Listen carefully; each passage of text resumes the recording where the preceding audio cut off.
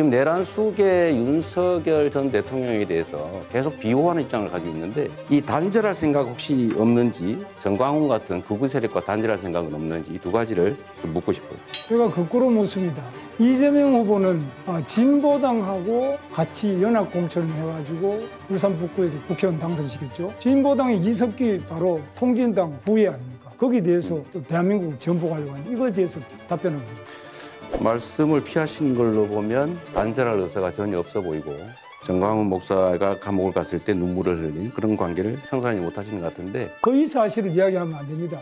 뭐 눈물을 흘리는 거는 정황훈 목사 가서 무슨 눈물을 흘리는지 그 말이 안 되는 거짓말을 또 계속 여기서 하시면 눈물이 그것도 난다라고 한 허위사실 영상이 있던데요. 그러니까 이거는 허위사실 유포죄로 또 지금 무범, 재범, 개전의 그 여지가 없습니다. 진흙탕 싸움이 시작되고 있습니다. 김문수 후보에게 먼저 묻겠습니다. 누구라도 부정선거 의혹을 제기하면 선거관리위원회에서 해명할 노력을 계속해야 한다라고 발언을 하셨더라고요. 그러니까 윤석열 씨가 제기하는 부정선거 의혹을 정당하다고 지금 말하고 계시는 겁니까?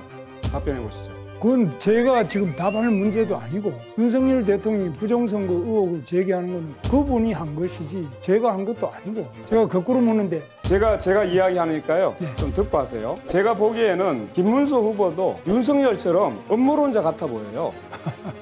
근거 없는 문제 제기를 가지고 계속 그렇게 국민을 분열시키는 윤석열을 옹호하고 비호하는 이런 사람이 어떻게 사회통합을 말할 자격이 있을까요?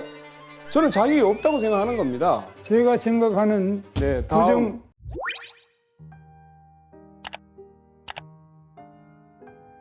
김문수 후보에게 묻겠습니다. 네. 최근 유세에서 중대재해처벌법을 악법이라며 폐지해야 한다고 했습니다. 그런데 1차 토론의 다음 날 파리바게뜨 SPC 삼립 시야 공장에서 일을 하고 있던 50대 여성 노동자가 또다시 기계에 끼어서 숨졌습니다. 자, 이런 사고가 계속 빈발하고 있는데 중대재해처벌법 폐지를 계속 주장할 건가요? 중대재해처벌법을 폐지하자는 것이 아니라 그것이 지나치게 처벌 위주로 되어 있기 때문에 중대재해에 대한 예방을 우선으로 하고 처벌은 그다음에 최소한으로 해야 된다. 지나치게 작은 중소기업도 무조건 처벌한다 할 경우에는 기업할 사람이 없습니다. 다 처벌받아서 김문수 후보님, 왜 거짓말 하십니까? 폐지라는 말을 썼다는 얘기는 폐지를 염두에 두고 하는 얘기 아닙니까? 그 대신에 다른 법을 만드는 것이 맞다 이거죠. 그래서 제목 네. 자체가 제가 얘기 계속 중대재해처벌법이 하겠습니다. 아니라 중대재해예방법 이렇게 만들어요. 제대로 책임을 묻지 않으니까 예방이 됩니까? 산업재해에 대해서는 회장이나 우리 사장들이 자기가 처벌받지 않습니다. 그러니까 지금까지 비용 든다고 해서 안전조치 안 해온 것 아닙니까? 그거 잘 알고 계시잖아요. 산업재해에 대해서는 자, 제가 훨씬 더 많이 압니다. 제가 왜 그걸 막기 위한 법을 폐지하니 이런 얘기만 하고 있습니까? 정말 화가 납니다. 제가 좀 말씀하겠습니다. 됐습니다. 예.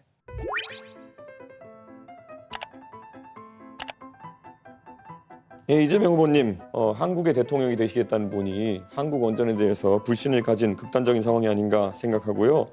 자, 그러면은 중국 원전에 대해서 한번 여쭤보겠습니다. 중국 동쪽 지역에는 원전이 많이 몰려 있고요. 사고가 날 경우에는 대한민국의 직격타인데 이건 어떻게 위험도를 평가하십니까? 저는 대한민국 원전을 불신한다고 한 바가 없어요. 중국 동해안에 원전들이 많이 있는 건 저도 아는데 거기가 위험하니까 우리나라 위험해도 괜찮다 그렇게 말하면 안 되는 거죠. 또 원전이란 지금 당장은 싼 게 맞지만 폐기물 처리 비용이나 또 위험을 비용으로 환산했을 때 엄청나게 비싼 에너지일 수도 있어요. 그거 다 감안해가지고 원전이 더 싸다고 제가 그때 말씀드린 거고요. 탈석탄, 감원전이라는 이야기를 하셨습니다. 기저전력을 무엇으로 해결하겠는가라는 질문을 하게 되는데요. 네.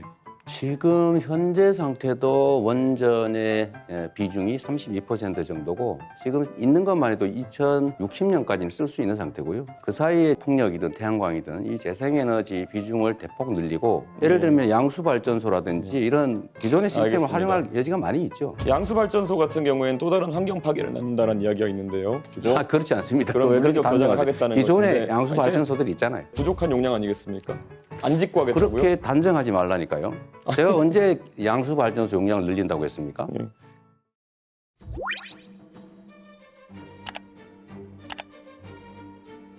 제가 듣다 보니까 이준석 후보는 꼭 자기 지식 자랑하러 여기 나온 거냐라는 생각이 들 정도예요. 하나 묻겠습니다.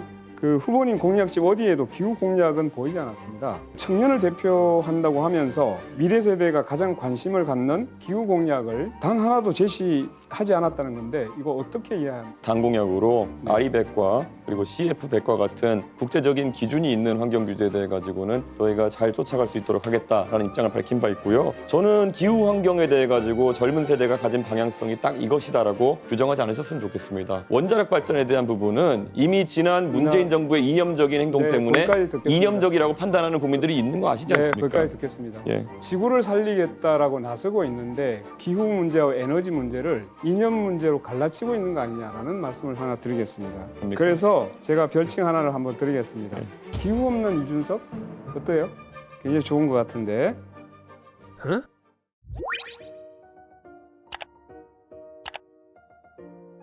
몇 년 전에 전장현 관련해서 지하철 시위라는 과정에서 정말 4호선을 타는 100만 명이 넘는 시민들의 발을 묶어가지고 많은 시민들이 담론을 박했습니다. 그리고 최근에는 동덕여대에서 자신의 학교를 기물을 파손하고 그리고 락카치를 해가지고 학교를 거의 쓰지 못할 지경으로 만들어 놓은 사태가 있었습니다. 민주노동당 같은 경우에는 앞으로 이런 사회 질서를 훼손하는 행위가 발생했을 때 옹호하는 스탠스를 취하실 건지 궁금합니다. 질문이 잘못됐습니다.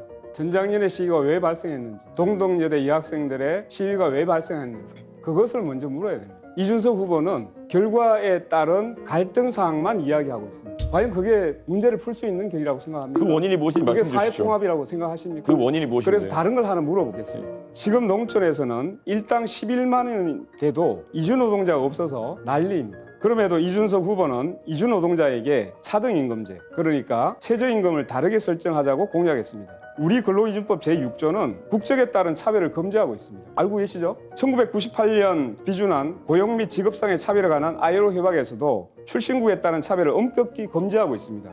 어떻게 이런 공약을 낼 수 있습니까? 네. 캐나다 같은 경우에도 외국 노동자에 대해서는 규정을 완화한 사례가 있고요. 그리고 지금 법 얘기하셨는데 당연히 법 개정을 상정해서 말씀드리는 거고요. 현재 OECD 국가 중에도 외국인이라고 최저임금을 다르게 적용한 나라가 있습니까? 미국 제가 말씀드리지 자, 않았습니까? 일부 국가에서 시도했다가 내국인 일자리를 뺏는다고 폐지한 제도입니다. 아니, 제가 아시겠습니까? 미국 말씀드렸는데 왜 미국이 아니라 OECD 말씀하셨는데 미국은 외국인하고 내국인을 차등하는 데를 있느냐고. 네, 권영국 후보 시간 다 쓰셨습니다.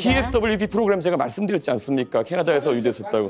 그렇게 이야기하면 안 됩니다. 늘 왜 갈라치기 합니까?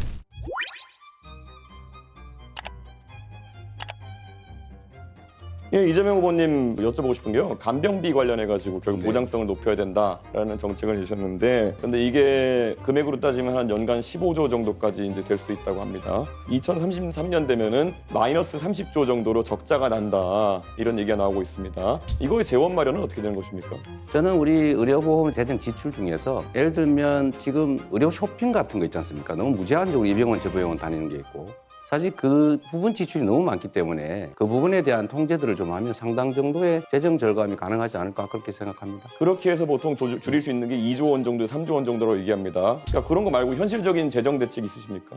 그게 제일 크다고 생각해요. 2, 3조 규모라니까요. 15조 하신다면서요, 방금. 내가 언제 15조 그랬어요. 본인이 그렇게 주장하셨어요. 자, 이준석 후보의 특성이 그런 것인 것 같은데 상대가 하지도 않은 말을 한 걸로 전제를 해가지고 15조는 본인이 주장한 거죠. 15조를 어떻게 마련하겠냐. 이렇게 말하면 안 되는 거죠. 그러면 마이너스 30조인데 잠깐만요. 어디가 여유라는 것이 잠깐만, 한번 설명해 주셔야죠. 예. 그럼 다시 30조 쓸까요? 아니요. 제가 보충하는 겁니다. 이건. 이 규칙을 좀 지키시는 게 중요하잖아요. 가능한. 얘기하십시오. 그 시간이 끝나버려요. 계속 말씀하시면 됩니다. 네. 네. 상대가 하는 말들을 왜곡하거나 특정 부분을 빼가지고 짜집기를 하거나 이렇게 해버리면 그거는 대화를 하는 게 아니라 사실 시비를 건다고 하죠. 건강보험료를 그럼 그에 걸맞게 많이 올려야 되는 상황이 오지 않겠느냐라는 질문 드리는 건데 올려야 됩니까? 본인이 생각하는 대안은 뭔지 한번 말씀해 보시죠. 제 질문인데 제 주도권 아니, 이제 질문인데 말씀, 왜 아니 30초가 남았잖아요. 저한테 질문을 역으로 하시면 안 되는 겁니다. 원래 룰상. 질문도 답의 일부예요. 그 중간에 좀 안 끼어들면 좋겠어요. 말할 때. 결국 건강보험료 인상해야 된다는 걸 인정하지 않으시고 저에게 훈계하듯이 이제 말씀하시면서 끝난 거 아니겠습니까?